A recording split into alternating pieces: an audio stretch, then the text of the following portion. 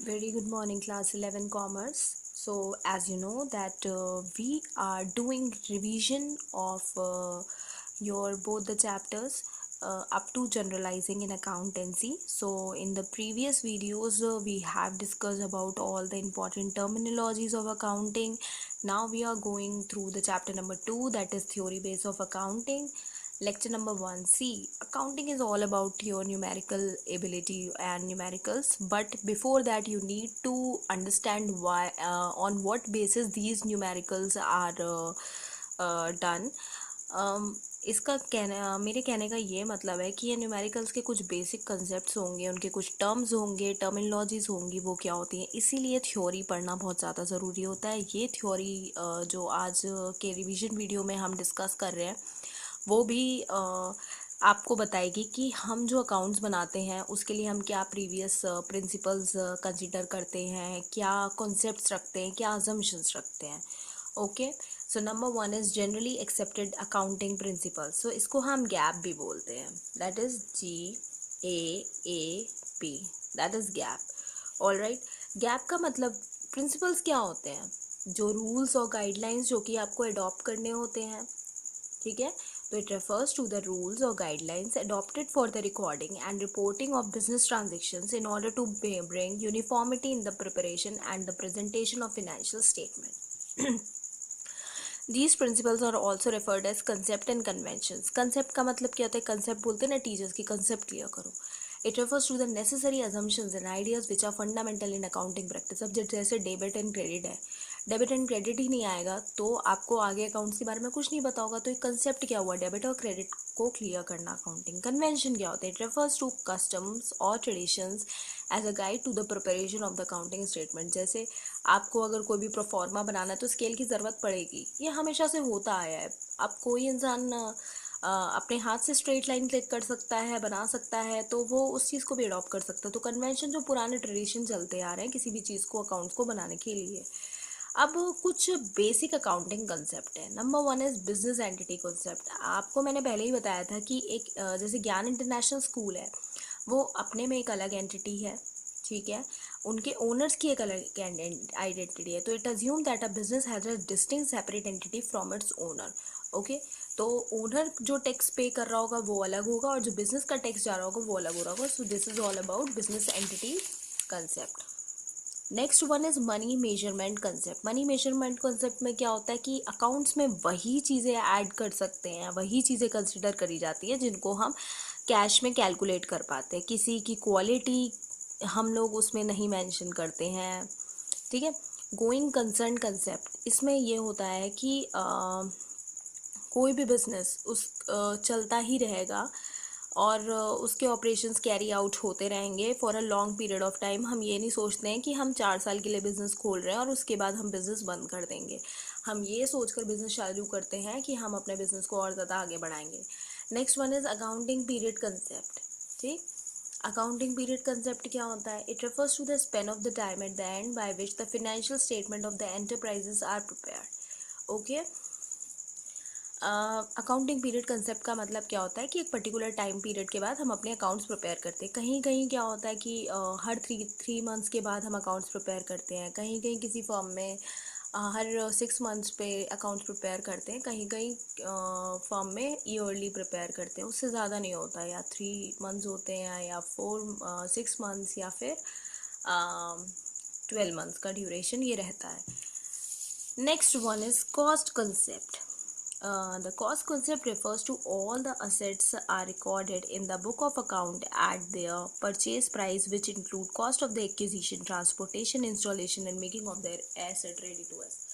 Cost concept में क्या है, जैसे एक मशीनरी है, ठीक है, आपने वो 1 लाख रुपीज़ की मशीनरी आपने परचेज कर ली और 1 लाख के बाद उसकी इंस्टॉलेशन चार्जेस, उसका ट्रांसपोर्टेशन चार्जेस और उसकी अदर सर्विसेज चार्जेस मिला के 50,000 ऐड ऑन हो गई। तो आप अपने अकाउंट में ये मेंशन नहीं करोगे कि मशीन आपको 1 लाख की पड़ी, आप मेंशन करोगे कि मशीन आपको 1,50,000 रुपीज़ की मेंशन पड़ी है आपको। तो ये होता है cost concept. Next one is dual aspect concept. Dual aspect concept में क्या होता है कि ये जो है ये फाउंडेशन है हमारी अकाउंटिंग का, कि कोई भी ट्रांजेक्शन होता है वो 2 फोल्डेड होता है।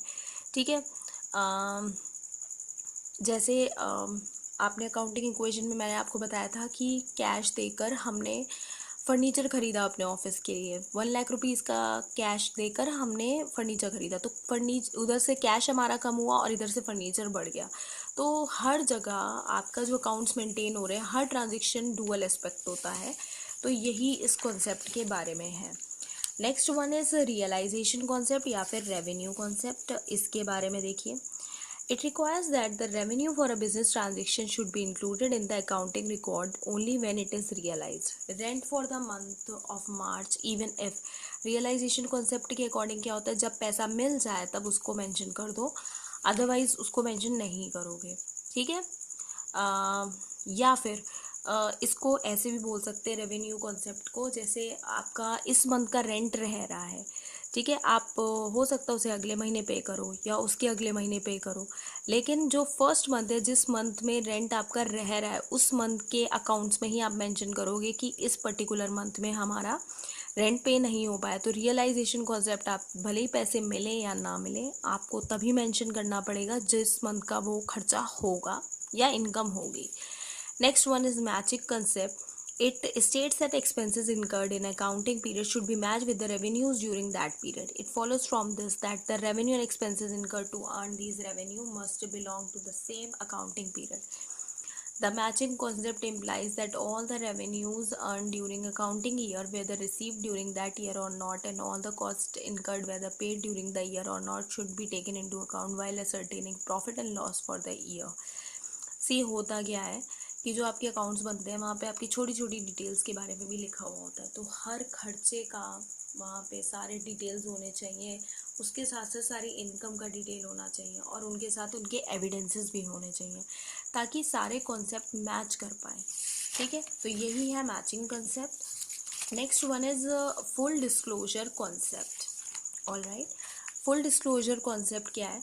The principle of full disclosure requires that all the material and relevant facts covering financial performance of an enterprise must be fully and completely disclosed on the financial statement। मतलब छोटे से छोटा transaction, बड़े से बड़ा transaction, हर तरीके का transaction, चाहे क्रेडिट हो, कैश हो, सब कुछ आपको मेंशन करना है। तो यही हुआ आपका full disclosure concept. Next one is consistency concept. Consistency concept का मतलब क्या होता है कि ऐसा नहीं होना चाहिए कि आप आज मतलब अकाउंट्स मेंटेन कर रहे हो तो अगले 2 महीने बाद मेंटेन नहीं करोगे। आपको day to day up to dated अपना जो भी, आज अगर 100 रुपये की भी आपकी कमाई हुई है आपकी दुकान पे, तो आप वो भी मेंशन करोगे, सारे ट्रांजेक्शन्स मेंशन करोगे।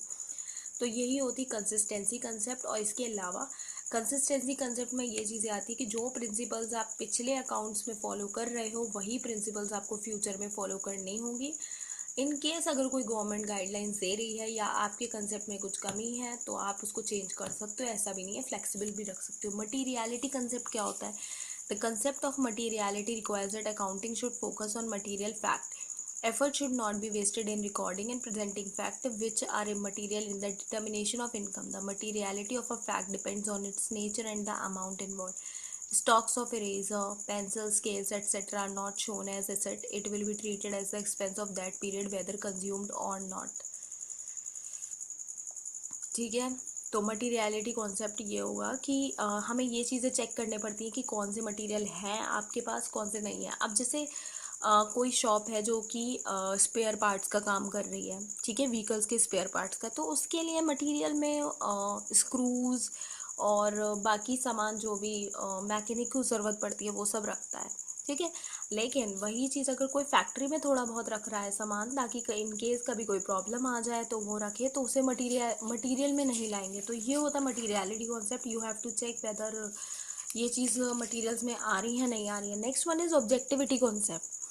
The concept of objectivity requires that accounting transactions should be recorded in an objective manner, free from the bias of accountant and other. Okay? Objectivity concept में यही चीज़ें होती हैं कि जितना भी ट्रांजेक्शन हो रहा है उसे किसी पर्पस से आप कर रहे हो तो वो बिना बायसनेस के उसको रिकॉर्ड करना चाहिए, ठीक है।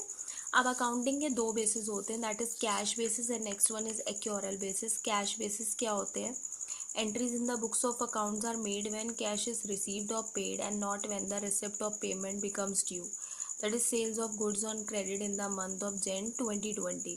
कैश बेसिस में देखो दो तरीके से काउंटिंग होती है, कैश एंड एक्योरल। कैश में क्या होता है, कैश में सिंपल सी कि जो भी ट्रांजेक्शन्स कैश में हुए हैं अगर उसका पेमेंट नहीं हुआ है तो अकाउंट्स में मेंशन नहीं होगा। पेमेंट अगर हो गया है तभी मेंशन करोगे, तो ये हो गया कैश। एक्योरल में क्या होता है कि वेदर कैश मिला है या नहीं मिला है, क्रेडिट में हुआ है फिर भी आप उसे मेंशन करोगे, that is accrual basis.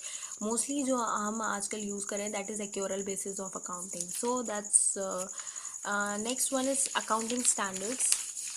So accounting standards क्या होते हैं, these are the written policy document covering the aspect of recognition, measurement, treatment, presentation and disclosure of the accounting transaction in financial statement. It is an authoritative statement issued by ICAI.